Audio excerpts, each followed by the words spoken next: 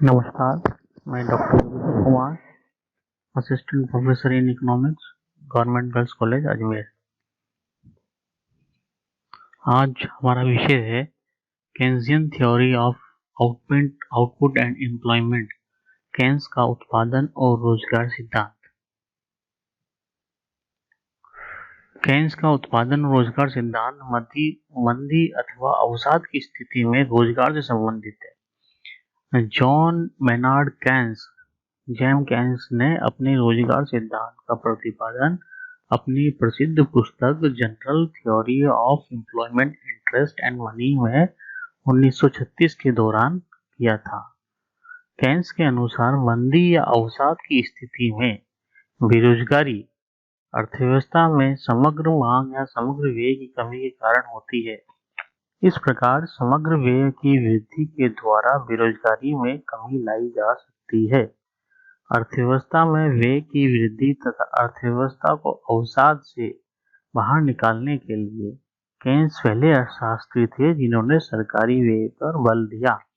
Keynes के पहले जो 1930 की आर्थिक महामंदी आई, उसके बाद केन्स ने अपनी जो general theory output and employment में सरकारी व्यय के बारे में बताया कि यदि अर्थव्यवस्था को अवसाद अथवा मंदी से निकालना है तो सरकारी क्षेत्र को आगे आना होगा और अपने सरकारी व्यय में वृद्धि करनी पड़ेगी।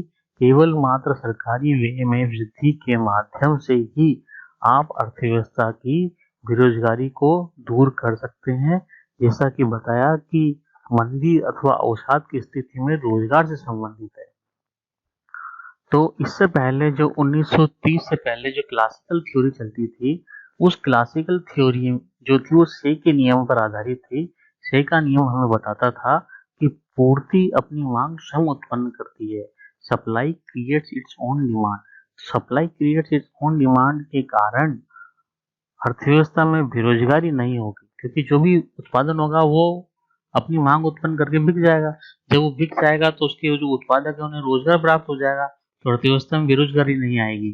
परंतु 1930 के बाद हमने देखा कि अर्थव्यवस्था में महामंदी आई, बेरोजगारी आई, तो उस बेरोजगारी से निपटने के लिए प्रोफेसर केन्स ने general theory of employment, interest and money में 1936 में बताया कि हमें यदि अर्थव्यवस्था में बेरोजगारी को दूर करना है तो हमें सरकारी व्यय में वृद्धि करनी होगी। अब इस सिद्धांत को समझने से पहले हमें कुछ बातें महत्वपूर्ण है जो समझनी होगी।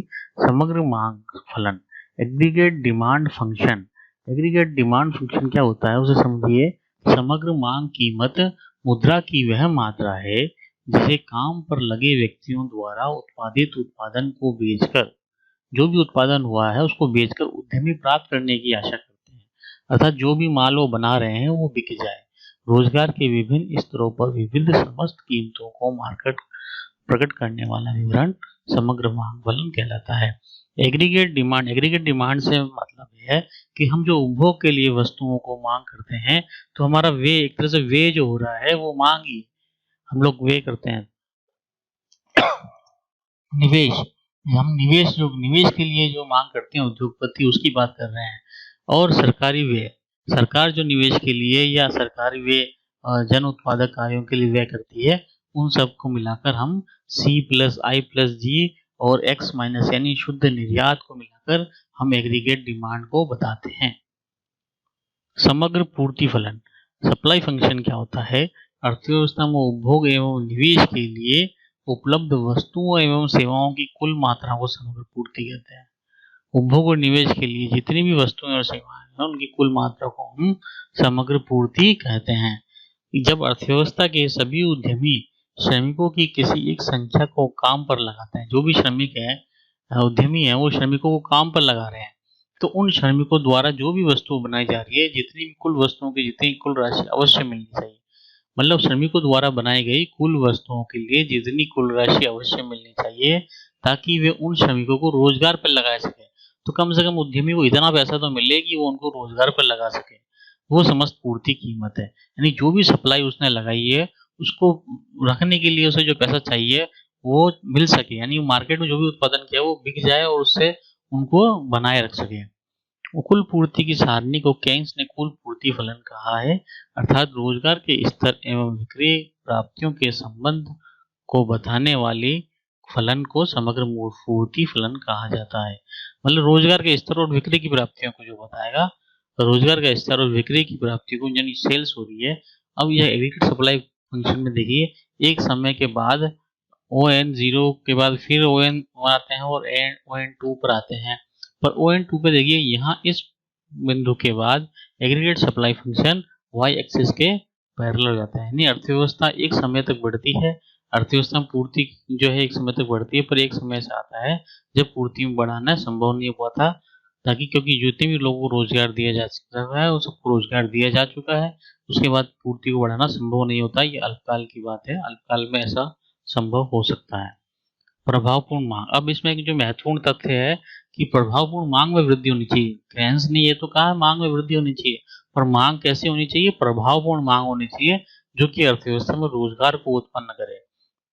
अर्थव्यवस्था की प्रभावपूर्ण मांग समग्र मांग फलन और समग्र पूर्ति फलन द्वारा निर्धारित होते हैं। जहाँ एग्रीगेट डिमांड फंक्शन और एग्रीगेट सप्लाई फंक्शन बराबर होगा, वहाँ प्रभावपूर्ण मांग का निर्धारण होगा। केन्स ने सरकारी व्यय को बढ़ाकर प्रभावपूर्ण मांग में वृद्धि कर राष्ट्रीय आय व रोजगार बढ़ाने की बात की है। केन्स ने ये कहा है कि यदि हमें अर्थव्यवस्था में रोजगार बढ़ाना है तो सरकारी व्यय में वृद्धि करनी होगी। अब इस सिद्धांत को हम एक नजर में समझ रहे हैं, इस पूरे सिद्धांत को शॉर्ट में, तो इस प्रकार से है कि केन्स ने कहा कि केन्स का रोजगार सिद्धांत आय, उत्पादन और रोजगार पर निर्भर है। तो रोजगार पर निर्भर है, ये जो है वो प्रभावपूर्ण मांग पर निर्भर करता है। आय, उत्पादन, रोजगार किस पर निर्भर करती है? प्रभावपूर्ण मांग पर निर्भर करती है। और प्रभावपूर्ण मांग दो तथ्यों पर निर्भर करती है, एग्रीगेट डिमांड फंक्शन और एग्रीगेट सप्लाई फंक्शन। तो आप देखिए, अल्पकाल में पूर्ति फलन स्थिर रहता है, इसे बढ़ाना संभव नहीं होगा। जैसे कि मैंने बताया था कि एक समय से आता है जब हमारा पूर्ति जो एग्रीगेट सप्लाई फंक्शन है वो y एक्सिस के पैरेलल हो जाता है, यानी कि उसमें पूर्ति में वृद्धि कर पाना संभव नहीं होता है अल्पकाल में। तो हम बचा हमारे पास डिमांड फंक्शन, तो डिमांड फंक्शन में वृद्धि करें, तो डिमांड फंक्शन की जो तत्व है वो है कंजप्शन, इन्वेस्टमेंट और गवर्नमेंट एक्सपेंडिचर। कि सरकारी व्यय में कंजप्शन की बात करते हैं, उपभोग प्रवृत्ति, उपभोग जो कंजप्शन है वो आय का आकार और उपभोग की प्रवृत्ति पर निर्भर करता है।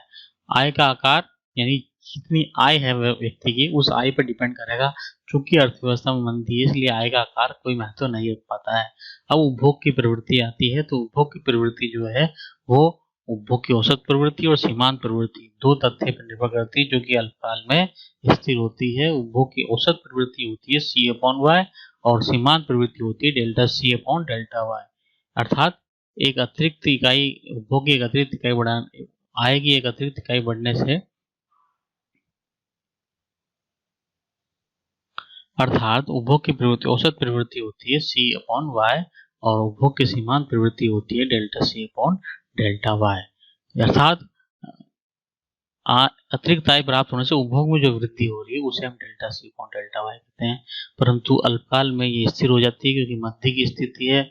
मंदी की स्थिति में वैसे ही लोगों के पास पैसा नहीं होता, डिमांड में कमी होती है, तो इसी स्थिति में उपभोग बढ़ाना संभव नहीं होता है। हम बात करते हैं निवेश की। निवेश जो है वो दो तत्वों पर निर्भर करता है, ब्याज की दर और पूंजी की सीमांत उत्पादकता। ब्याज की दर जो है, केन्स का ब्याज का सिद्धांत भी महत्वपूर्ण है। ब्याज दर जो है वो दो बातों पर निर्भर करती है, द्रव्य की तरलता पसंदगी और मुद्रा की मात्रा। तो जहां द्रव्य की तरलता पसंदगी मुद्रा की मात्रा बराबर होती है, वहां ब्याज का दर का निर्धारण होता है। परंतु तरलता पसंदगी जो है वो खुद अपने तीन तत्वों पर निर्भर करती है, लेन देन उद्देश्य, सतर्कता उद्देश्य, सट्टे उद्देश्य। ये तीनों मनोवैज्ञानिक कारणों से प्रभावित होते हैं और अल्पकाल में स्थिर रहते हैं। अल्पकाल में तरलता पसंदगी बढ़ाना भी संभव नहीं होता है, क्योंकि अल्पकाल में लेन देन उद्देश्य से व्यक्ति पैसा अपने पास रखना पसंद करता है, और सतर्कता उद्देश्य से और सट्टा उद्देश्य से। और मुद्रा की मात्रा जो है वो दो तत्वों पर निर्भर करती है, वास्तविक मुद्रा, साख मुद्रा, जो कि पूर्णतः मौद्रिक नीति पर निर्भर करती है। क्योंकि अर्थव्यवस्था में हम बढ़ रहे हैं कि अवसाद की स्थिति है, मंदी की स्थिति है, तो इस स्थिति में भी कोई परिवर्तन संभव नहीं होता, जो कि स्थिर होती है, मौद्रिक नीति पर निर्भर करती है, तो सरकारी क्षेत्र पर ही निर्भर करती है। अब आते हैं एमईसी पर, यानी पूंजी की सीमांत उत्पादकता की एक अतिरिक्त इकाई पूंजी की लगाने से उत्पादक पूंजी की जो अतिरिक्त उत्पादकता मिलती है उसे सीमांत उत्पादकता कहते हैं। मार्जिनल एफिशिएंसी ऑफ कैपिटल, जो कि पूंजी का प्रतिस्थापन व्यय और पूंजी पर संभावित लाभ की आशा पर निर्भर करती है। अर्थव्यवस्था में मंदी है, इसलिए संभावित लाभ की आशा कम रहेगी और प्रतिस्थापन व्यय भी इसको प्रभावित नहीं कर पाएगा। अब तो चूंकि स्थिति ऐसी है कि उपभोग में कोई परिवर्तन नहीं हो पा रहा, अल्पकाल में स्थिर है, और निवेश यानी ब्याज की दर भी अल्पकाल में स्थिर है, और कोई मांग को नहीं बढ़ा सकती, मांग को नहीं बढ़ा पा रही है, इसीलिए केवल अब बचा सरकारी क्षेत्र। तो ऐसी स्थिति में सरकार को आगे आना होगा और सरकारी व्यय में वृद्धि होनी पड़ेगी। समझते हैं। सपोज रोजगार का स्तर यहाँ में बता रखा लाखों में 0, 25, 30, 35, 40, 40, और समस्त पूर्ति कीमत जो है 0, 240, 255, 270, 285 और 300। अर्थात इस रोजगार के स्तर को देखिए कि 35 के बाद 40 में आने के बाद ये नहीं बढ़ पा रहा, अर्थात ये स्थिर हो गया है। इसके बाद हम रोजगार को नहीं बढ़ा पा रहे हैं, क्योंकि पूर्ति जो है वो भी अपने अधिकतम स्तर पर आ गई है। अब इसे समझें हम। सबसे पहले समस्त पूर्ति कीमत और समस्त मांग कीमत, यानी पुरानी जो मांग है, एग्रीगेट डिमांड फंक्शन, इसको समझे तो आप देखिए 270 और 270 पर संतुलन की स्थिति आ गई है, जहां समस्त पूर्ति कीमत और समस्त मांग कीमत दोनों बराबर है। तो इन दोनों, जहां दोनों बराबर होगी वहां संतुलन होगा और 35 लाख लोगों को रोजगार मिल जाएगा। परंतु अर्थव्यवस्था में अभी भी संभावना ही हो सकती है ये संतुलन जो है वो अल्प रोजगार का संतुलन हो सकता है। इसलिए अर्थव्यवस्था में और भी संभावनाएं हो सकती है कि हम रोजगार को बढ़ाएं। तो अर्थव्यवस्था में रोजगार को बढ़ाने के लिए हमें मांग में वृद्धि करनी पड़ेगी। तो ये मांग में वृद्धि केंद्र द्वारा सरकारी व्यय में वृद्धि करके की गई है। तो उन्होंने बताया कि ये जब 300 पे आ गया, यहाँ पर नई मांग 300 पे और यहाँ 300 पे, दोनों संतुलन की स्थिति में आ गई और अर्थव्यवस्था में रोजगार का स्तर 35 लाख से बढ़कर 40 लाख पर आ गया। तो 40 लाख पे यहाँ भी है, परंतु यहाँ क्या है कि 285 है और ये 290 है। तो मांग ज्यादा हो गई, पूर्ति कीमत हो गई, पूर्ति कम हो गई, तो पूर्ति को भी बढ़ाना होगा। तब ऐसी स्थिति में मांग में भी वृद्धि हुई और दोनों का संतुलन 300 aggregate supply function, aggregate demand function 300 पर बराबर होता है और अर्थव्यवस्था में 40 लाख लोगों को रोजगार मिल जाएगा। इसको हम डायग्राम के थ्रू समझें तो ये ऐसी स्थिति, ये हमारा एग्रीगेट डिमांड कर्व है, ठीक है, ये हमारा एग्रीगेट सप्लाई कर्व है, सप्लाई फंक्शन को बताता है। तो हम देखते हैं कि इस एल और एम N1 बिंदु पर जहां N1 लोगों को रोजगार दे रहे हैं, वो N1 लोगों को रोजगार देने की स्थिति में हमारे पास डिमांड ज्यादा है और सप्लाई कम है। तो ऐसी स्थिति में हमें सप्लाई को बढ़ाना पड़ेगा, उत्पादन को बढ़ाना पड़ेगा, और इस ई बिंदु पर हम देखते हैं यहाँ संतुलन की स्थिति पे आते हैं, जहाँ डिमांड और सप्लाई दोनों बराबर है। तो ई बिंदु जो है हमारा प्रभावपूर्ण मांग का बिंदु है। वर्तमान स्थिति में हम ON2 लोगों को रोजगार दे रहे हैं। तो ये स्थिति बताती है कि हमने ई बिंदु पर ON2 लोगों को रोजगार दिया हुआ। ये स्थिति जो है हमारी पिछले डायग्राम की 35 लाख लोगों को रोजगार देने की स्थिति हो सकती है।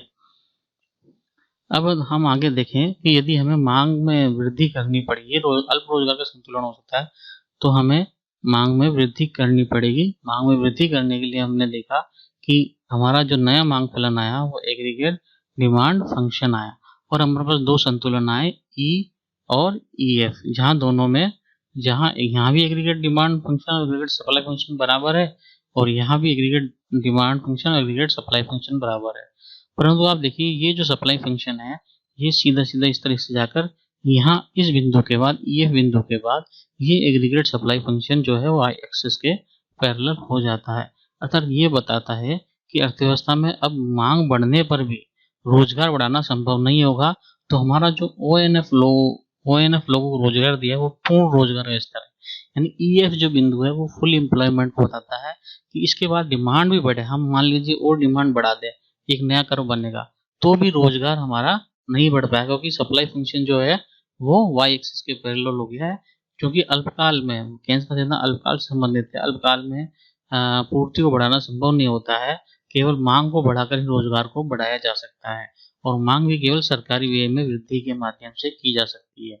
तो यहाँ जो डायग्राम बना वो डेल्टा जी को रिप्रेजेंट करता है कि डेल्टा जी में वृद्धि के कारण अर्थव्यवस्था में रोजगार में वृद्धि हुई है,